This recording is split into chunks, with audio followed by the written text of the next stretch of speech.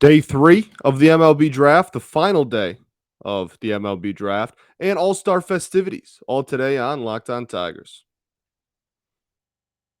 You are Locked On Tigers, your daily Detroit Tigers podcast. Part of the Locked On Podcast Network, your team every day.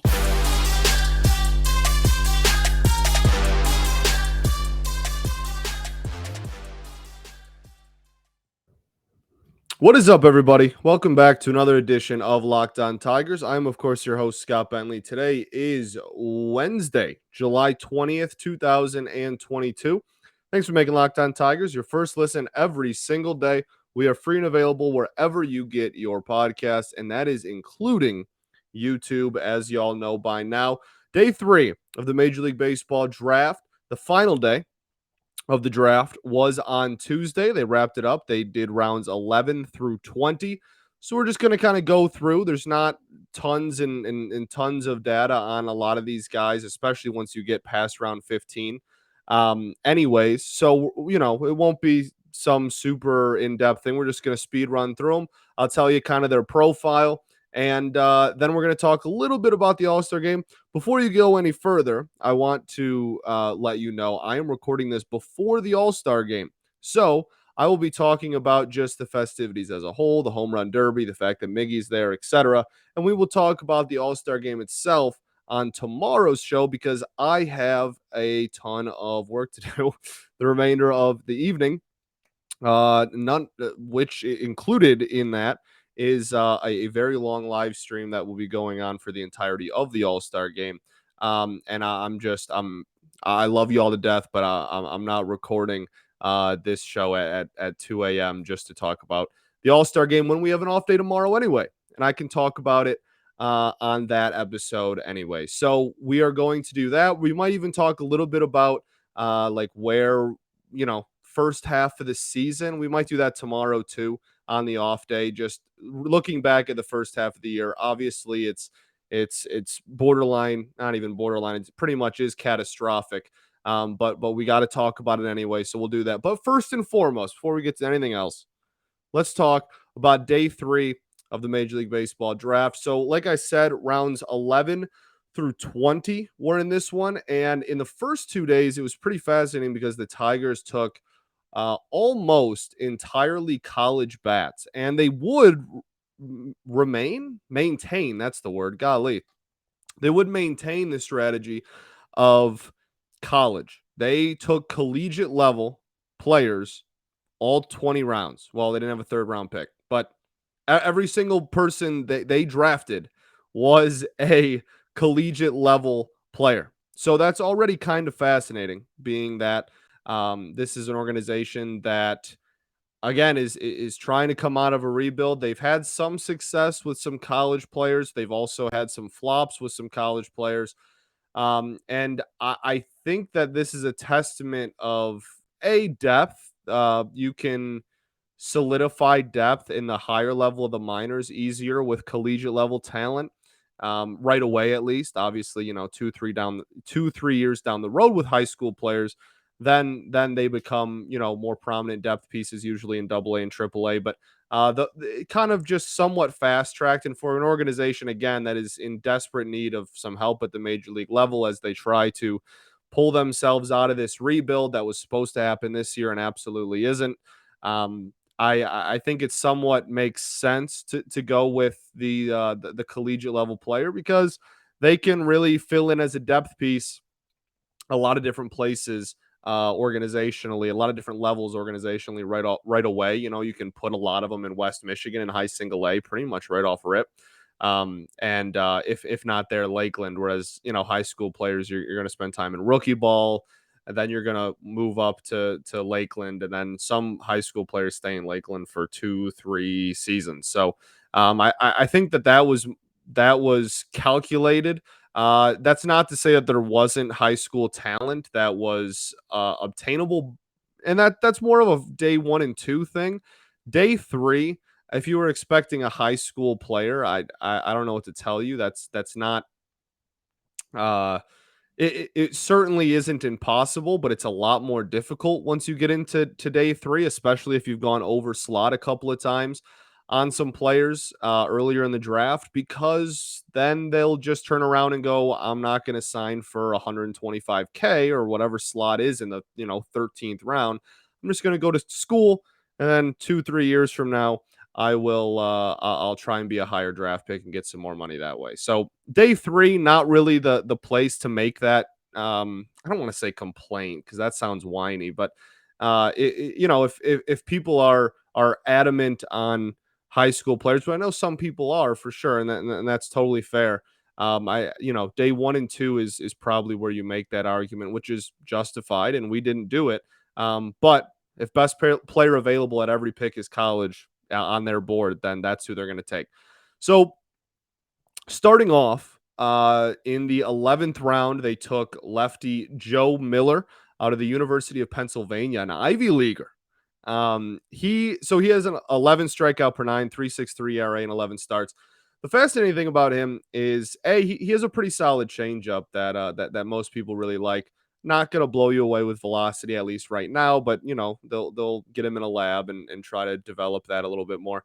But really solid changeup, and he likes his slider too. But the fascinating thing about him that made everyone kind of, I don't know, laugh, or I don't know, kind of a reoccurring joke on Twitter was just he pitched for the Savannah Bananas, which is, as baseball fans has taken over the lower level of baseball as a very, very intriguing product. They dance on the field. That one dude walked up and literally lit his bat on fire and took an at bat.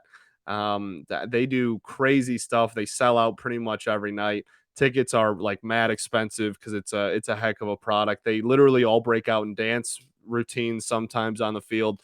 It's a sight to behold. But he was the Coastal Plains League. He was the entire league's pitcher of the year for pitching for the Savannah Bananas. Last year he had a 1.5 ERA.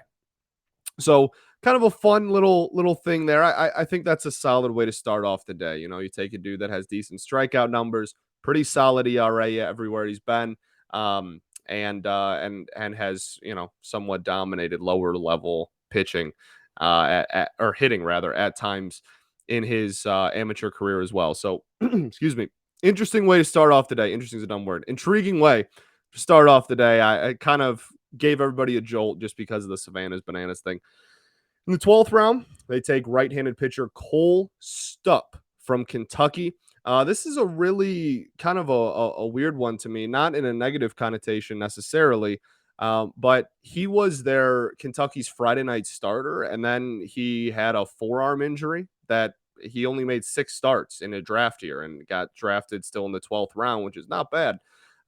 He didn't also have a really fantastic season before getting hurt. His ERA was pretty high. He had a couple of individual nice starts, but as a whole, the 6 starts weren't absolutely fantastic.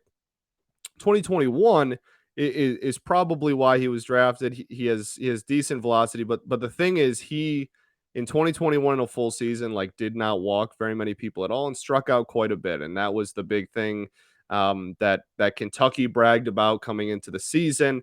Bragged, I feel like is a maybe a negative connotation there, but they were certainly flexing the fact he had like an almost a 5-to-1 strikeout to walk ratio in 2021. So he was a Friday night starter, got hurt, and clearly that didn't scare the Tigers very much. 12th round pick. We'll squeeze in the 13th rounder really quick. I really like this one. This is a fun pick. 13th rounder was outfielder Dom Johnson from Kansas State. He was drafted as a center fielder. He played left field most of last year. He was Kansas State's leadoff hitter. He had an OPS over 1,000, and he can fly. Some scouting sites have him at a 70 grade speed, which, if you're unaware, the baseball scouting scale rather is 20 to 80, 80 being like you're one of the best ever at this trade, and 20 being, I don't know if I've ever even seen a 20 given out. That's just like unbelievably low. And so 70 speed from an amateur is pretty darn impressive. So only 5'9", but slugged almost 600. I think he's going to be more of a doubles power guy at the professional level, but with that speed, that can be really fun. And with that speed, if they try him in center field, could lead to some pretty stellar defense as well. Made a couple of highlight plays you can go find online at Kansas State and left as well. So yeah, I mean, a fun pick. Like no one knows if any of these dudes are going to turn out. They could go 0 for 10. Like seriously, that's happens. I mean, honestly, relatively often. I don't want to make it sound like the norm, but it like that happens. That's not completely out of the question, and nobody knows on draft night. It's a fun pick. That doesn't mean I think he's going to be like an all-star at the major league level or anything. But the tools are all there. The profile is nice, and he hit like crazy at Kansas State in the leadoff spot. So fun pick there. Okay, let's get into our first ad break, and then we'll finish up here before talking about whatever else we're going to talk about at the end of the show. First, though, got to tell y'all about our friends over at Blue Nile. Whether you're ready to pop the question or you're celebrating a milestone moment, find jewelry as unique as her with the modern convenience of online shopping at BlueNile.com. Blue Nile has simple online tools that let you choose the diamond's shape, size, and clarity, as well as setting style. Blue Nile's bench jewelers will then handcraft her perfect engagement ring. Each ring is truly one of a kind. If you're looking for fine jewelry but having trouble choosing, Blue Nile has jewelry experts on hand 24/7, available via phone or chat to help with a memorable gift at a budget. So make your moment sparkle with jewelry from BlueNile.com. And going on now is the Blue Nile anniversary sale. Save up to 40% on classic fine jewelry pieces and 25% on engagement ring settings. Plus, every order is insured, it ships free, and arrives in discreet packaging that won't give away what's inside. So you can shop stress-free. Find your forever piece at BlueNile.com today.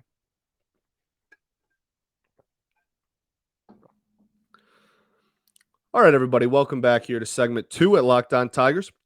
Which NFL stars move the betting line the most? Starting July 18th, Locked On gives you the 50 most valuable players in the NFL from the odds makers at BetOnline. It's available July 18th on Locked On NFL, wherever you get your podcasts, and on YouTube. July 18th was a couple of days ago as you're listening to this, so go check that out. It's available now.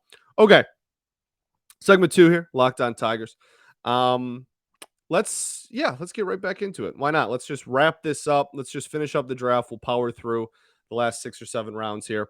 14th round pick, Joe Ademitz from Liberty. He's 6'5". His velocity steadily improved as his collegiate career went on. This is a dude that is very much a pitch to contact guy. Not unbelievable strikeout numbers. Did have a couple of individual games where his strikeout numbers, like flared up, but is definitely a sinker heavy guy. And it's a nice sinker. You can go look at some tape from it. I mean, optically, it looks nice. So yeah, pitch to contact guy, gonna try to get a lot of ground balls, gonna get some swings and misses if it's located right. Has a changeup and a slider paired with that sinker. Had a 2.51 ERA this season and had Tommy John last year. So in his first year back from Tommy John, he has a 2.5 ERA, 2.51 ERA, and gets drafted in the 14th round. So pretty good bounce back story there. It's a pretty low ERA for a guy who is a sinker ball pitcher, and he went to Liberty, not necessarily going up against like the SEC every weekend or anything, but still, the pitch looks nice. It'll be fun to watch him develop and see, if he can get just a little bit more swing and miss stuff. Maybe he can progress and go a little further in the minor league system. 15th round pick, right-handed pitcher Patrick Pridgeon from Florida International University. Had some injury problems. I believe he was at Oregon originally. Had a lot of injury problems over the years. Transferred to FIU. Had a 14, and this is going to be a theme for the rest of the draft. He had a 14 K per 9, but had a whip of over 1.5. Pretty high walk numbers, pretty high hit numbers. Has a mid-90s fastball with a cutter. And at one point, he was throwing his curveball early in the season, and he was just hitting everybody with it. Like he was like plunking people every time, almost every time he tried to throw his curveball.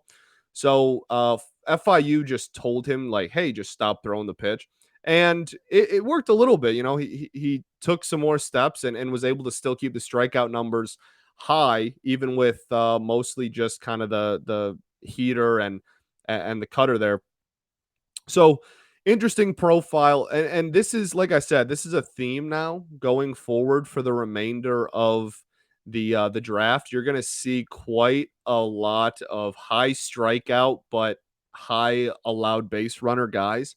And this late in the draft, that somewhat makes sense. You got guys that have the intangible ability to strike people out, but maybe have some command issues, maybe have uh, you know, I guess really just command issues. I mean, pitch mix. There's a lot that goes into pitching, obviously, and maybe they need to learn a new pitch. All type of developmental stuff that's going to go on once they get in within the organization. But you're going to see that a lot. So Patrick Pridgeon is certainly not alone in his evaluation of a lot of strikeouts, but also quite a lot of base runners. We then go to the 16th round, right-handed pitcher Quinn Guadatis. I think I'm saying that right. I'm also actually, knowing myself, I'm probably not. He's from a D2 school, University of Illinois Springfield. He's 6'7" and pretty big too. Another guy that had a lot of strikeouts, but also a lot of base runners. Mostly sat mid 90s with the fastball. Had the ability, I think he touched 97 a couple of times this season. Slider that's like mid to high 80s. Really killed it in D3 at another Illinois school, and then transferred to D2 school to end his collegiate career there. Again, just a guy that they probably looked around and said, this dude is big. If he fills out his frame, maybe we can add a couple of more miles an hour, even get him to maybe sitting 97 more consistently than just touching it a few times every few outings. You know what I mean? So definitely a project piece there, because he also has pretty high walk numbers. But again, that you're going to see that as somewhat of a reoccurring theme. 17th round, right-handed pitcher Cole Patton from Villanova. Transferred from Seton Hall, had a sub-4 ERA. He has a low 90s fastball, pretty solid slider, definitely a pitch to contact guy. I think he's given up his hit per nine, I think was higher than his K per nine, not by like a ton, but by like, I think half of strikeout / hit. So definitely more of a pitch to contact guy as well, but sub-4 ERA. With all that being said, add a couple of miles an hour on the velocity, and see what you can do with him developmentally. The 18th round. This is the next two is where it gets like really shaky in terms of like analysis. 18th round pick, left-handed pitcher is what they drafted him as. Christopher Williams from William Carey. Drafted as, like I said, as a left-handed pitcher, but the school lists him as an outfielder, like on their website, and he hit over 300 this year. But in their conference's championship game, he threw 8 innings of shutout ball with 12 strikeouts. Now, I said that, and people are like, "Oh, like two-way." No, that small schools, people that like there are just two-way players at small schools. That's just how small schools work. This is not a, oh my goodness, the Tigers are trying to draft a two-way player in the 18th round. It's just when you get to really small schools, pitchers hit. That's just kind of the reality, and they usually play outfield because they have good arms. So that's just kind of how small schools work at the collegiate level. I was not trying to push an agenda of the Tigers are attempting to make somebody a two-way player, but there's pretty much nothing on the kid as far as like his stuff on the mound. I just have a couple of individual performances that were really good, and a couple of games in which he got like an RBI double and pitched really well and hit third. Like that's pretty much all I got on him. But I mean, kid clearly seems very athletic, and in the biggest game of the season, had an amazing outing on the mound. So that's what I got for you for Christopher Williams. And the next guy I have even less on, 19th rounder, right-handed pitcher Albert Olivia. He goes to the New Mexico Military Institute. Look, I did as much digging as I possibly could on all these dudes. There is not a lot on players from the New Mexico Military Institute. I'll be honest with you. All I know, Trevor Huth at Prospects Live found one video of an outing of him in 2021. His fastball was around 91, and he had a nice little slider to go along with it. He had a 3 strikeout inning. He's a reliever. That's the extent of my knowledge. He's a reliever. He usually only pitches 1-2 innings at a time. Did not start games for them. So there you go. Albert Olivia is the 19th rounder, and then just finishing up the draft here. The last pick for the Detroit Tigers was right-handed pitcher Drew Conover from Seton Hall. Mid-90s fastball with a slider and a sinker. He is a reliever, was a reliever for Seton Hall. Another really good K numbers and really high walk numbers as well. He had one where he made an adjustment mid-season, and actually in the second half of the year had a 0.6 ERA. So he pitched like 33 innings, and in his last 15 innings on the year, he had a 0.6 ERA. But his season ERA was still 5.73 because of how high it was in the first half of the season. So clearly, 20th round pick, you're kind of taking shots in the dark on a lot of these guys. Got a mid-90s fastball. That's something you can build upon, and did certainly show signs and flashes of being able to handle himself pretty well. So there you go. That is the Detroit Tigers 2022 Major League Draft. Yeah, we'll get into our break and then wrap up the show and talk about some more stuff at the Major League level and such. But first, I got to tell you all about our friends over at BetOnline. BetOnline.net is the fastest and easiest way to check on all your betting needs. Find all of your latest sports news, events, all at BetOnline. Find reviews and news of every league, including Major League Baseball, NFL, NBA, NHL, combat sports, esports, even golf. BetOnline continues to be the top online resource for all your wagering information. From live in-game betting, scores, and podcasts, they have you covered. Head to BetOnline today or use your mobile device to learn about the trends and the action. BetOnline, where the game starts. Okay. Welcome back. Final segment here at Locked On Tigers. The MLB draft is over. I am going to finish this episode. I'm recording it, as I said, right after the draft and probably take a nice fat nap, and it's going to be awesome. Very, very busy last 4 or 5 days, but very fun. I want to know if people enjoy the fact that they're kind of linking the draft to the All-Star festivities.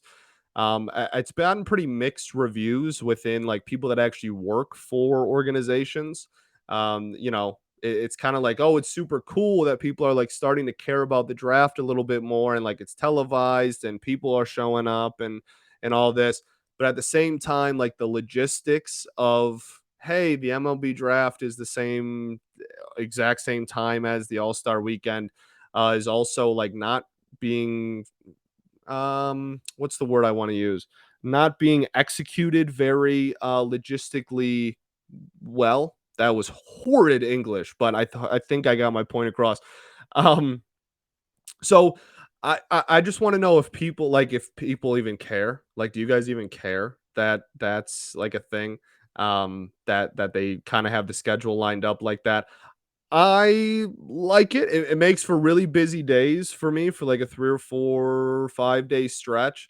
But it's kind of cool shining a light on the MLB draft, something that the MLB has done a horrible job of marketing in the history of it. And I understand that it's difficult to market to an extent because players don't see the major leagues for 2 to sometimes 5, 6. What Derek Hill took 7 years. So I understand that it can be difficult in that sense because people aren't getting the immediate gratification of, oh, they're going straight to the major leagues and I'm going to see them every day right away. But you certainly could do a lot better than what has been happening. And so it's cool to see the last couple of years, at least, them try to take some steps in the right direction for marketing the draft better. Okay, so that's it for the draft. Just really quickly before I that was always gonna be a majority of the show, but I think it's important to just talk about the All Star thing and talk about Miguel Cabrera. And the home run derby was fantastic. I absolutely loved it. Um, Albert Pujols making it to the second round is not something I ever would have told you was going to happen. That certainly shocked me. I thought Schwarber was kind of a sleeper and kind of a ringer to go pretty deep in the home run derby, to be honest with you.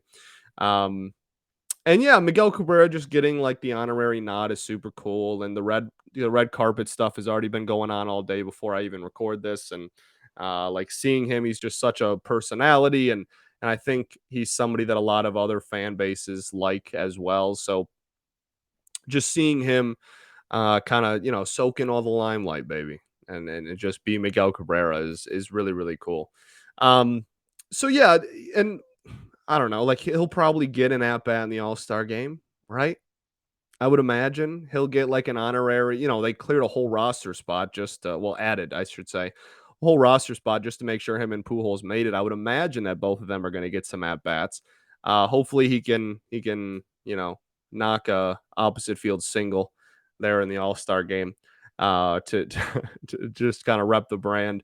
But yeah, it should be a fun game. It should be a fun game, and it's nice that I know Gregory Soto's there, and the whole fan base is very upset about it, and it should have been 90 different people and whatever.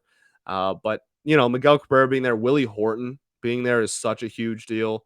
You want to talk about a legend by every definition of the word on the field. Certainly, incredibly much. That's not English. Certainly, very much a legend off the field for a lot of reasons as well. If you haven't read about Willie Horton, read up on Willie Horton. He was that dude off the field too. So just really cool to just see in a stretch of time in a half a decade plus now 6 7 years of just horrible baseball being played in this city. It's just nice to get some national media, love and recognition, and Miguel Cabrera being singled out as one of two people that they were gonna make sure got in the All-Star game just as like a tip of the cap situation. Is certainly that, and then Willie Horton being there and honorary coach, like I said, I think, and it's nice. It's nice to have some good publicity, man, and golly, I know everyone's frustrated. I I know everyone's frustrated. I can't tweet anything. I can't say anything on here. I can't tweet anything. I could tweet I like root beer, and the top 5 replies would be like, "That's great, dude. Fire Alavila." Like it's and I get it, and like I don't think he's done a good job either, and I think it should be we should have had another GM seasons ago. I'm totally with everybody, but that doesn't mean that it's just impossible to find some good within the organization. This draft, no one is going to be able to tell you if this was an A+ draft the day of, especially after the first 2 rounds. Really, those are a lot of shots in the dark. But optically, they filled needs that they needed depth wise. So even if they don't turn out, they are replenishing the farm, adding some arms and some much needed bats. Some much needed bats. This organization was very shallow when it came to legitimate bats at the minor league level. So hopefully some of those will hit. We can kind of replenish the farm a little bit, and that'll be nice. And the All-Star game, we're getting a little bit of love from the national media. So I I understand that everyone's upset and everyone just wants to yell at each other all the time, even though that solves absolutely nothing. But That doesn't mean that everything that happens involving this organization or that has an Old English D on it is automatically just absolute garbage. There can still be some good things that happen. That's all. So we will tomorrow. I think we're going to do a recap of the first half. I know we're past halfway, but most people use the All-Star game as kind of the halfway mark of the season. So we will talk about just overall review of there's a lot of sirens being I hope you can't hear that in the mic. There's a lot of sirens going on outside of my house. Um, so we're gonna do like a recap of the first half of the season, just talk about where everything has kind of gone wrong, what needs to change in the second half, maybe players to look for, whether they're not at the major league level, at the major league level, whatever. We will just do a complete first half recap. And then we will talk, if something happens in the All-Star game, cool Miguel Cabrera moment, cool Willie Horton moment, cool Gregory Soto moment, whatever. We will certainly talk about that on tomorrow's show as well. All right. Thank you all for rocking with me. I know that, like I said, I know everyone's frustrated, but the numbers and the support that I get and that this show gets is still fantastic, even amidst everything that's happened this season. So I appreciate all y'all for real. An incredible amount, and we will be back tomorrow breaking down the first half of the year. Can't wait for that. Thanks for making Locked On Tigers your first listen every day. Now make your second listen Locked On MLB Prospects. Host Lindsey Crosby is a prospect encyclopedia. He's going deep on the MLB stars of tomorrow. It's free and available wherever you get your podcast. That's all from me. Peace and love. Going to therapy's dope, and I will catch y'all tomorrow, baby. Go Tigers.